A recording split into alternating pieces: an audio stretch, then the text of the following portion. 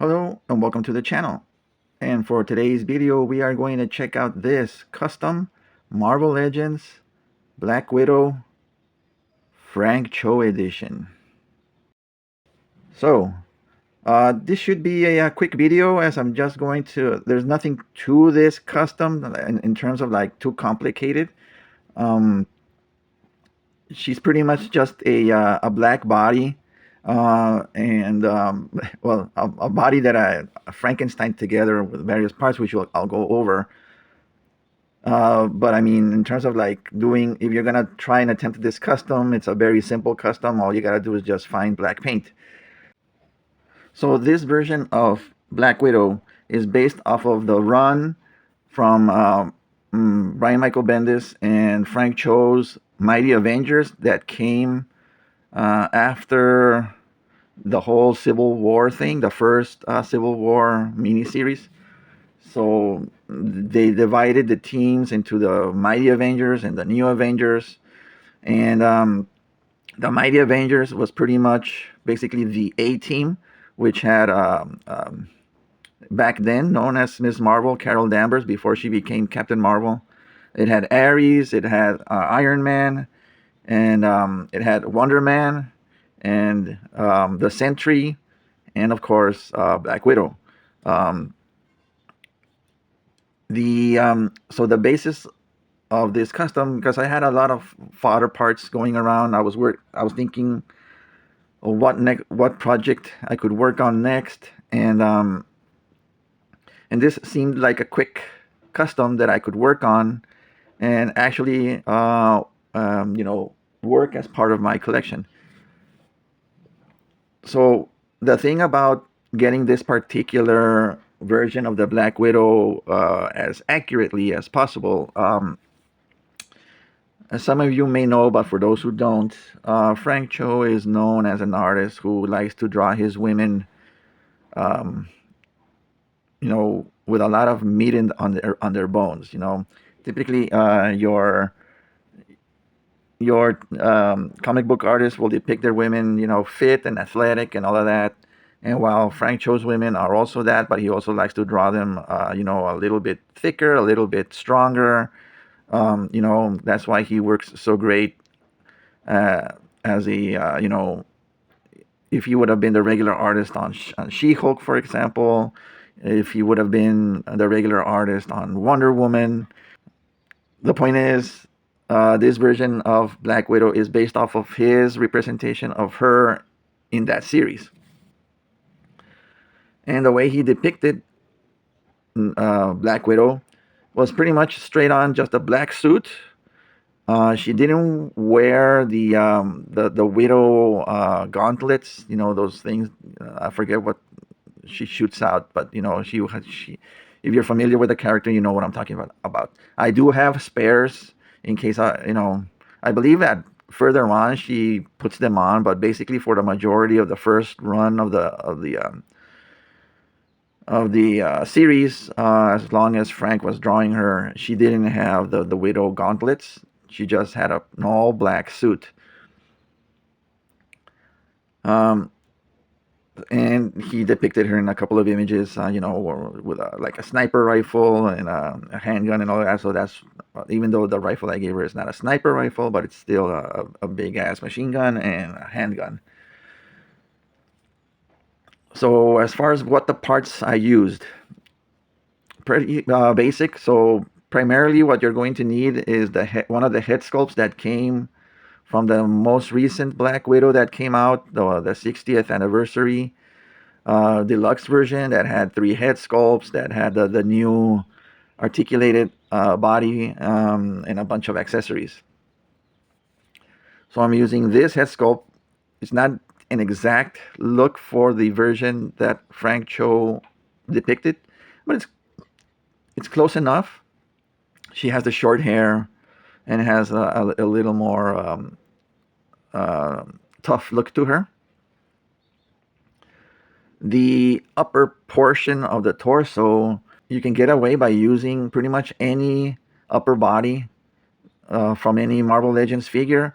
Although again, typically Frank Cho likes to draw his women a little more busty, a little more, like I said, a little more thick. In what is the lower body, and we'll get to that. But in this case, he actually gave Black Widow a not so big top. You could say that he tried to give her a more of like a gymnast body. Gymnasts typically have a more fit upper body, not a lot on top, but very thick legs, very thick thighs, powerful thighs to drive, their athleticism, right? For doing their entire gymnastic routines and all of that. And that's kind of how Black Widow was trained as well. So it's not off how a real Black Widow would probably look like in real life. But anyway, for the upper body, all you would need is, like I said, any torso that think would fit. Um, the one that I ended up using was the spare from the Lilith body that I use for other parts. So I use that. So it's a little busty, and I'll show you close-ups in just a second. It's a little busty, but not too much on top. And then the midsection and the legs, those come from the retro Spider-Man card Spider-Woman, Jessica Drew, which comes in her more modern costume. Instead of the red and yellow, she had like a black costume, and a mostly black costume with some red spider webs and all of that. But that's the remaining portion of the main body, the torso and the legs. That's that, and the arms. I believe those arms, because those are the double jointed arms, not single jointed. I believe those arms are from a siren that I picked up, the one that has the Build-A-Figure. She had the double jointed elbows, so that's the arms that I used here. And all I needed to do was just prep and make sure that the arms would plug into the torso. But I don't know if, depending on the years that figures are released, not all are maybe easily compatible. So all I did was just sand down a little bit the mushroom peg that connects the shoulder into the upper torso, into the shoulder socket. I just sanded down just a little bit, and then by applying heat into the piece, I connected the shoulders. Bam, no issues. However, the figure itself, even though the Spider-Woman figure that I used for the midsection and the legs was already all black, I still decided to give her an entirely new paint job. And the black came out a little flatter, which I actually like. The black that was used, the black plastic from the figure of the Spider-Woman, was a little more. A little more vibrant, a little more. I guess it was the finish. It didn't have a matte finish on it, so it looked a little more glossy. But the paint that I ended up using, which is just a new Bear paint. I'll show a picture of it if I can find it. So that has a very nice matte black finish. And as you can see, also, I gave her an extra, going back to my previous custom of the that I showed here on the channel, the Goblin Queen, where I used a bunch, well, basically almost all some latex balloons to make out her outfit. I gave this Black Widow elbow and knee pads, quote unquote, made up of parts of the latex balloons to cover up the joints, since these are not pinless. The elbows were pinless, the arms were pinless, but the knees were not. But still, just to give it a whole homogeneous look, I decided to give her the knee pads and the elbow pads, quote unquote. They're not pads; they're just like patches. They look like patches. And from a distance, from here, from the camera, you can't really tell. But as soon as I zoom in, you will notice the parts. And let me get into that right now. Okay, so here is the close-up of the Black Widow. The gun, I believe the gun came from um, something classified series. I don't know whose gun this is. I believe it came with one of the grunts. I don't know, but I took it off one of the classified series figures. The handgun, I believe this is one of the guns from Deadpool. That Deadpool comes with the Deadpool with the 2-pack with Megasonic Teenage Warhead. But again, if you have any gun, anything spare to complete this set, doesn't matter, no. But again, the head sculpt, I didn't touch anything. I didn't repaint the head sculpt or anything. The only thing I did do was just parted the hair a little bit further and made the cut for the hair, this tuft of hair that's floating in front of her. It was cut almost halfway through. It was cut almost halfway and then I just opened it up a little bit more. You can see right there, almost like the cut that I made. So it's just something that you can mess around with. You can either move the hair to the side or put the tuft of hair in front of her, but open it up a little bit more so that her eye can peek through. And here you can see the quote-unquote elbow pads that I gave her.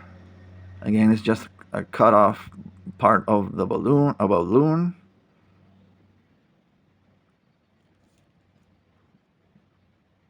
Here's the other part. So again, these arms were pinless. However, the legs were not pinless. So that's partially why I wanted to use these to cover up the pins on the legs. You can see the outline right there. And like I said, in certain right here, for example, when the light hits the figure in a certain way, the latex reflects a different color black, and that's fine. I think giving it a two-tone instead of, again, this is optional. You don't have to do it to accomplish this look. She looks perfectly fine. The way it was without the latex knee pads, knee guards, however you want to call it. She looked perfectly fine, but I decided just to give these, put these on just as an extra element of realism. She once she bends her knee, the latex bends with it, and it gives it that natural bodysuit look to her. And it doesn't interfere with posability because the latex is very thin material. So you can bend her and all that, and it won't interfere with the figure's posability at all. Now, okay, now that I'm seeing, it reminds me, the gloves, these hands are not Black Widow hands that I can remember. I don't actually recall from what figure these came from. I believe these also are from a classified series figure. These might be Jinx's hands, weapon-wielding hands. I am not entirely sure. But if you have any other weapon-wielding hands that are in black, you can use those as well. I didn't repaint these because I thought it would go in with the latex parts of the costume. But I think eventually I will repaint these into the same black, just to keep it all homogeneous. In the comic, her hands are not. Her hands, her fingers are not exposed. She's got a full bodysuit, so I may just repaint everything black. But yeah, the torso, full movement, and all of that. The only thing that I probably I'm regretting not doing is covering up that plug in the back of her, on the back, because there's nothing to plug into her. So I probably should have covered that up with putty and just painted over it. But yeah, this is probably, what inspired me to do this figure. As I was looking at some certain parts, I was like, oh, I think I can get away with doing a Frank Cho version of Black Widow. Because you can see how this Spider Woman figure has the wider hips, and as it goes upwards, you have the smaller upper body, and that's exactly how Frank Cho depicted her in the comic. And just for comparisons, these are the Black Widows that I have in my Marvel Legends collection. So I have on the left the Winter Soldier, I believe. I believe that's the Winter Soldier, um, Scarlett Johansson, Black Widow on the left, and on the right the 60th anniversary Black Widow on the new modern female body, and you can see the difference between all three. So yeah, like I said, there's nothing too much into this custom. If you can't find that, I would probably say the main pieces that you would need to pull off this custom, this specific look for Black Widow, you would probably need one of those larger bodies, female bodies. Like I said, this is from the retro card Spider Woman Jessica Drew with the black costume. Other figures that use that type of body is the female Loki, the retro card Rogue, but I doubt many people would use that figure for customs since it's a very expensive figure in the aftermarket. Um, those are off the top of my head. Those are some of the figures that use this body. Oh, and also the um, the Spider Woman, the other Jessica Drew in her original costume, but the one that comes with the Super Scroll 2 pack. That 2 pack goes on Amazon on discount on Amazon often, and you can pretty much get it for the price of one figure or even cheaper. So that figure also uses that larger body type, so you can use that figure as well. And again, any other female body that doesn't have like a sculpted top, something that's plain and just painted on, you can use to make the for the upper part of the torso. And for the arms, you can go with the classic arms, female classic arms, or the double jointed. Up to you. But yeah, let me know what you guys think about this custom. Like, comment, subscribe, and I'll see you all in the next one.